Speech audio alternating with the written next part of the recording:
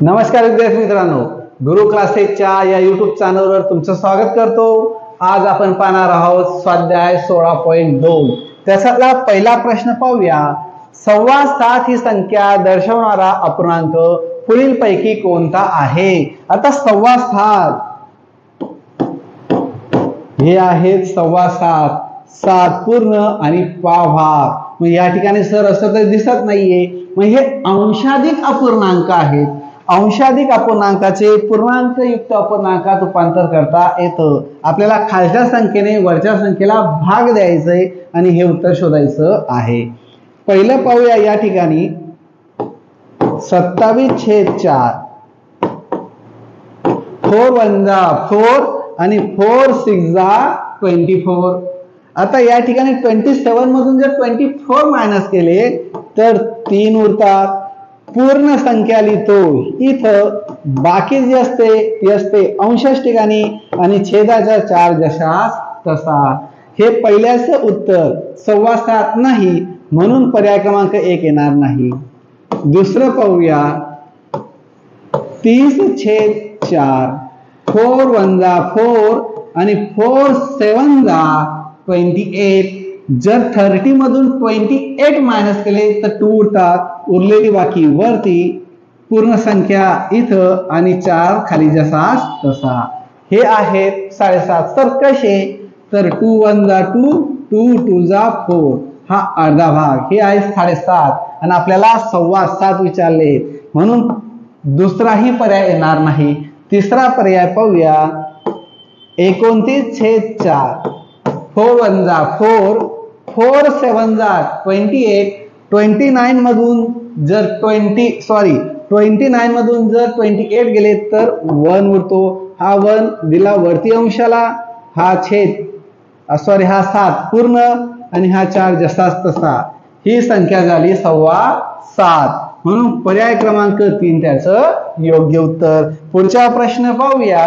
प्रश्न दुसरा, पुढील पर्यायापैकी अपूर्णांकाच्या रूपांतराची योग्य जोडी कोणती? आता आपल्याला या ठिकाणी योग्य जोडी विचारलेली आहे, मग यांचा गुणाकार करावा लागतो आणि आलेल्या उत्तरात 3 मिळवावे लागतात। हे तुम्हाला मी अगोदरच्या व्हिडिओ सर्व समजावून सांगितलेलं आहे, म्हणून अगोदरचे व्हिडिओ जर पाहिले नसतील तर ते पाहून घ्या। चला पुढे यांचा गुणाकार 9 5 45 45 मध्ये 3 मिळवले तर 48 होतात। या ठिकाणी 93 आहे, म्हणून पर्याय क्रमांक 1 येणार नाही। दुसरं पाहूया 10 8 80 त्याचा 7 मिळवले तर 87 होतात, म्हणजे पर्याय क्रमांक 2 आपल्याला योग्य उत्तर मिळालेलं आहे। ती आहे योग्य जोडी। पुढचा प्रश्न आहे तिसरा, 10.5 या संख्येत पुढीलपैकी कोणता अपूर्णांक मिळवावा म्हणजे बेरीज 11.25 येईल? पहा विद्यार्थी मित्रांनो, या ठिकाणी आपल्याला 11.25 पाहिजे। आता 10.5, मग या ठिकाणी 10.5 या पद्धतीने लिहितात आणि आपल्याला 11.25 म्हणजे 11 पूर्ण आणि पावभाग, हे आपलं उत्तर यायला हवं।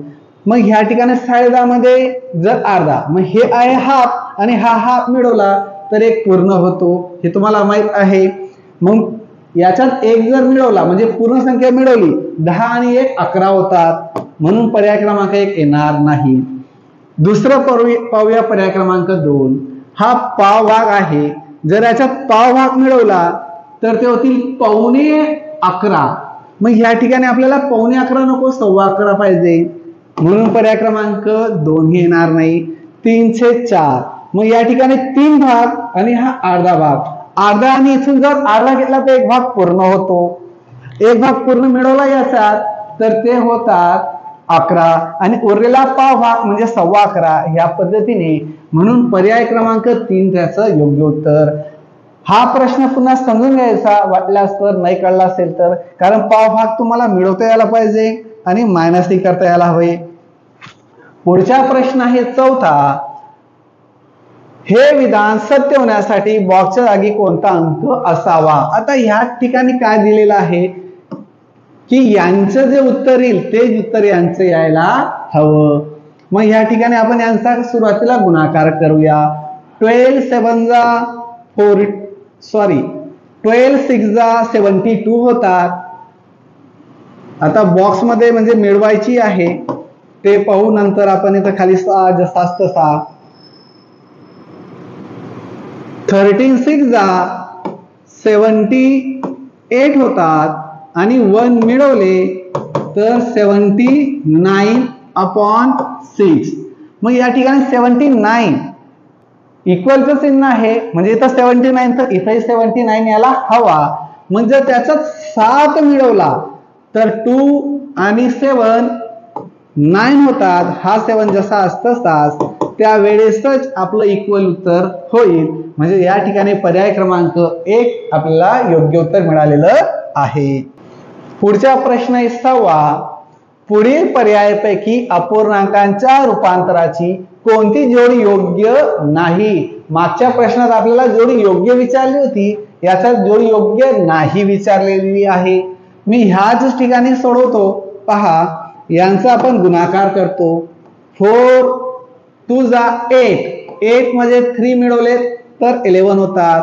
11/4 हे बरोबर आहे. यांचा पुन्हा गुणाकार मल्टिप्लिकेशन 4 3 12 12 मध्ये 2 मिळवले तर 14 हे पण बरोबर आहे. या ठिकाणी आपल्याला भाग द्यावा लागेल. मागचा प्रश्न बघितला 5 1 5 आणि 5 5 25 होतात. जर 28 मधून 25 मायनस केले तर 3 उरतात. मग उरलेली संख्या वरती लिहिली. हा 5 इथं, हा छेदस्थानच्या जशास तसा, म्हणजे हे पण योग्य आहे. म्हणजे आपल्याला उत्तर ऑलरेडी मिळालं पर्याय क्रमांक 4. ते नाही सोडवलं तरी चालेल पण आपण सोडवून घेऊया. 8 2 16 16 मध्ये 3 मिळवला तर 19 19/8 या ठिकाणी दिलेलं नाही. हा प्रश्न चुकेला आहे. जो चुकलेला आहे तो आपल्यासाठी बरोबर, म्हणून योग्य उत्तर मिळालं आपल्याला पर्याय क्रमांक 4. पुढचा प्रश्न आहे 10.3/4 म्हणजे किती? 9.5. आता याला 9.5 म्हणू का? नाही, कारण ते 10च्या वर आहे. 9.11 यस, याचं योग्य उत्तर आहे 9.11. सर का? कारण पाव हा कमी आहे 11ला म्हणून ते 9.11. पुढचा प्रश्न आहे 8वा. पुढील अपूर्णांकातील सर्वात मोठा अपूर्णांक कोणता? आता सर्वात मोठा अपूर्णांक शोधायचा आहे आणि या ठिकाणी आपल्याला काय करावं लागेल? 8वा अंशाधिक अपूर्णांक आहे. मग अंशाधिक अपूर्णांकाने काय करतो? छेदाने आपण भाग देतो. त्यावेळेस पूर्णांकयुक्त अपूर्णांक आपल्याला मिळतात. मी ह्या ठिकाणी तुम्हाला एक एक उदाहरण सोडून दाखवतो.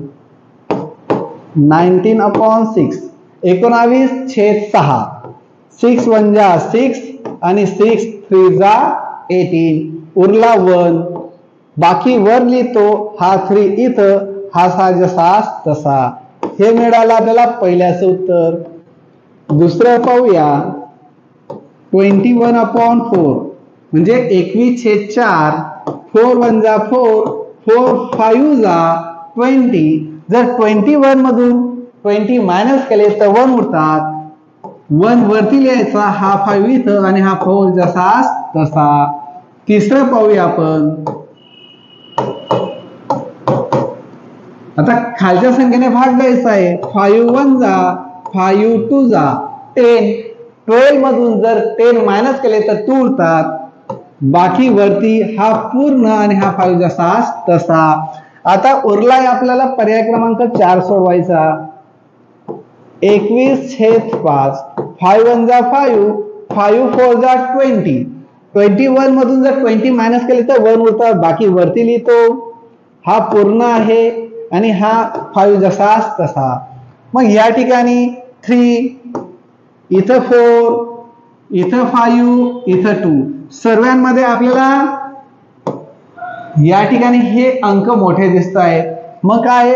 5.1/4 म्हणजेच पर्याय क्रमांक 2 आपल्याला योग्य उत्तर मिळालेलं आहे. 21/4 हा पूर्णांक सर्वात मोठा. पुढचा प्रश्न आहे 9वा. हे अपूर्णांक चढत्या क्रमाने कसे लिहाल? आता चढत्या क्रमाने मांडणी करताना असे प्रश्न मी अगोदर तुम्हाला मागच्या व्हिडिओमध्ये समजून दिलेले होते. पहा या ठिकाणी यांचा जर एकाचा फरक, आता बघा अंश आणि छेद यांचा जर एकाचा फरक असेल तर आपण त्यांना क्रमाने लावताना तुम्हाला सांगितलेलं आहे. या ठिकाणी तुमच्या लक्षात येत असेल की 12 पेक्षा 13 अंश मोठा आहे, 8 छेदापेक्षा 6 अंश मोठा आहे. म्हणजे ज्या वेळेस अंश मोठे असतील आणि अंश आणि छेदामध्ये एकाचा फरक असेल किंवा एकाचा गॅप असेल, अशा वेळेला जी संख्या मोठी ती छोटी असते आणि चढते क्रम लावताना मोठी संख्या अगोदर म्हणजे ती छोटी आहे. 13/12 त्याहून लहान आहे 12/11, त्याहून लहान 9/8 आणि शेवटी 6/5. ह्या पद्धतीने मांडणी आपल्याला पर्याय क्रमांक 1 मध्ये दिसते, म्हणून योग्य उत्तर आपलं पर्याय क्रमांक 1. पुढचा प्रश्न आहे 10वा. सुरजीतने एका दुकानातून 1.25 किलोग्राम साखर व दुसऱ्या दुकानातून 2.25 किलोग्राम साखर खरेदी केली, तर त्याने एकूण साखर खरेदी केली. आता एकूण किती साखर खरेदी केली आपल्याला विचारलेलं आहे. मग ह्या प्रश्नांना मी 2 पद्धतीने सोडून दाखवतो, समजून घ्या. 1.25 किलोग्राम जर तुम्हाला अपूर्णांकाच्या स्वरूपात लिहिता आलं तर चांगली गोष्ट, नाही आलं तरी चांगली गोष्ट. पहा सर असं काय सांगताय, पहा लक्ष द्या. 1.25 किलो, 1 पूर्ण आणि पाव भाग म्हणजे झाले 1.25 किलो. दुसऱ्या दुकानातून 2.25 म्हणजे 2 पूर्ण आणि 3/4 म्हणजे पाऊण भाग, यांची बेरीज करायची. 2 आणि 1 3 होतात.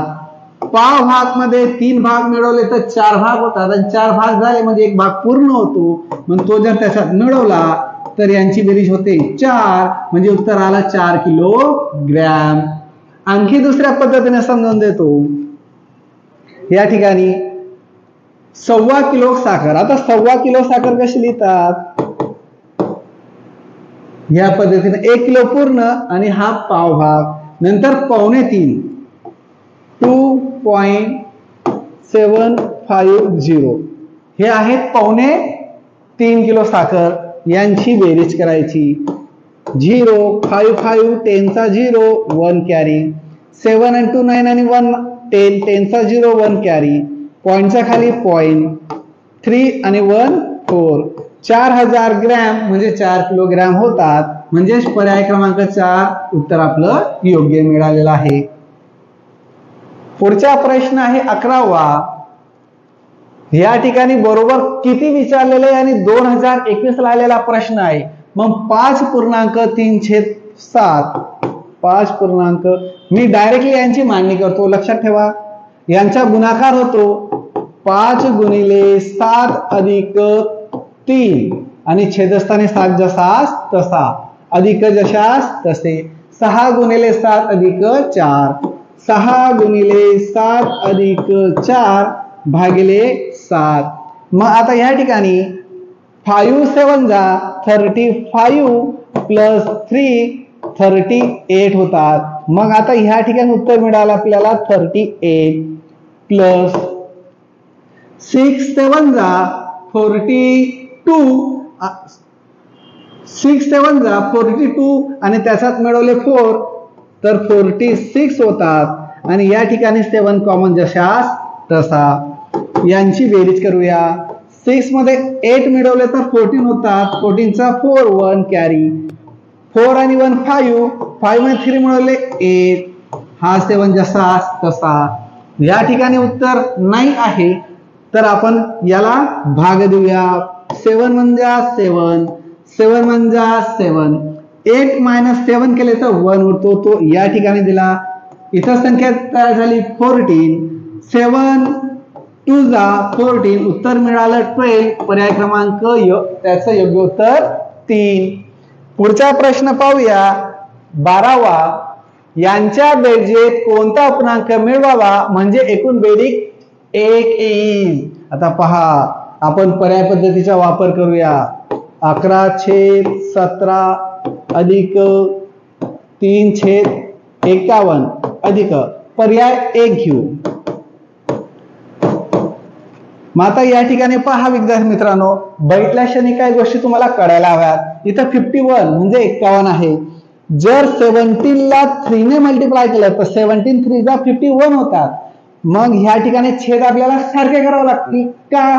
कारण ज्यावेळेस छेद सारखे असतील त्यावेळेसच वरच्या अंकांची किंवा संख्यांची आपण बेरीज करू शकतो. मग ह्या ठिकाणी याला 3 ने मल्टिप्लाय केलं म्हणून वरती 3 ने मल्टिप्लाय करू. 11 3 जा 33 प्लस हा 3 जसा तसा आणि यालाही 3 ने मल्टिप्लाय करायचं आहे. 15 3 जा 45 होतात आणि खाली सगळ्यांचं उत्तर 51 येणार आहे. 51 हा जसा तसा. आता या ठिकाणी 5 आणि 3 8 मध्ये 3 मिळवले 11 चा 1 कॅरी 5 आणि 3 मिळवले तर 8.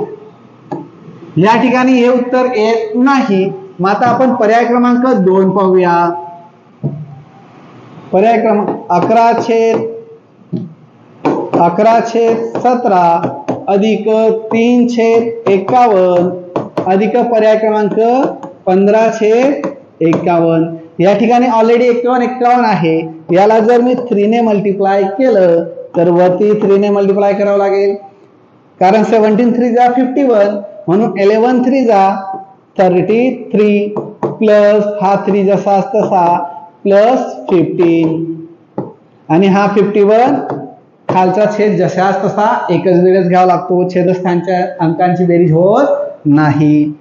5 आणि 3 8 मध्ये 3 मिळवले 11 चा 1 कॅरी 1 1 2 मध्ये 3 मिळवले 5 आणि हा 51 जसाच तसा. 51 म्हणजे 51 म्हणजे 51 उत्तर मिळालं 1 आणि आपल्याला ते सांगितलं होतं म्हणजे एक बेरीज यायला हवी, बेरीज 1 येते म्हणून पर्याय क्रमांक 2 त्याचं योग्य उत्तर. पुढचा आपला 13वा शेवटचा प्रश्न. या अपूर्णांकांची उतरत्या क्रमाने मांडणी केली असता सर्वात मोठा अपूर्णांक व सर्वात लहान अपूर्णांक यांच्यामधील फरक किती? 2019 ला आलेला प्रश्न आहे. आता विद्यार्थी मित्रांनो, ज्या वेळेस मागच्या वेळेस सांगितले मी तुम्हाला, ज्या वेळेस अंश सारखे असतात तर ज्याचा छेद छोटा तो मोठा आणि ज्याचा छेद मोठा तो छोटा. मग आपल्याला या ठिकाणी उतरत्या क्रमाने म्हणजे काय? अगोदर मोठी संख्या घ्यावी लागेल आणि ही विरुद्ध क्रिया आहे. मग मोठी संख्या घेत असताना याचा छेद छोटा म्हणजे तो मोठा आला म्हणून 3/2 सुरुवातीला. नंतर 5 3/5 नंतर 3/7 आणि 3/8 हे आहे चढत्या क्रमाने. सर येतो उतरत्या दिसत आहे, दिसताना उतरत्या दिसत आहे पण नियमानुसार हे काय आहे? उतरत्या क्रमाने. मोठे त्याहून छोटी छोटी छोटी संख्या. पहिल्या संख्येतून आणि शेवटच्या संख्येतून यांची काय करायची? वजाबाकी. फरक विचारलेला आहे. 3/2 वजा 3/8. आता यांचं काय करूया? छेद समान करूया. मग त्यासाठी तिरकस गुणाकार. 8 3 जा 24 2 3 जा 6 मायनस आणि 8 2 जा 16. हा 16 जसा तसा. 24 मधून 6 मायनस केले तर 18 उरतात. 18/16 म्हणजे 18/16 पर्याय क्रमांक 1 याचं योग्य उत्तर. विद्यार्थी मित्रांनो, व्हिडिओला लाईक आणि सबस्क्राईब करायला विसरू नका. धन्यवाद.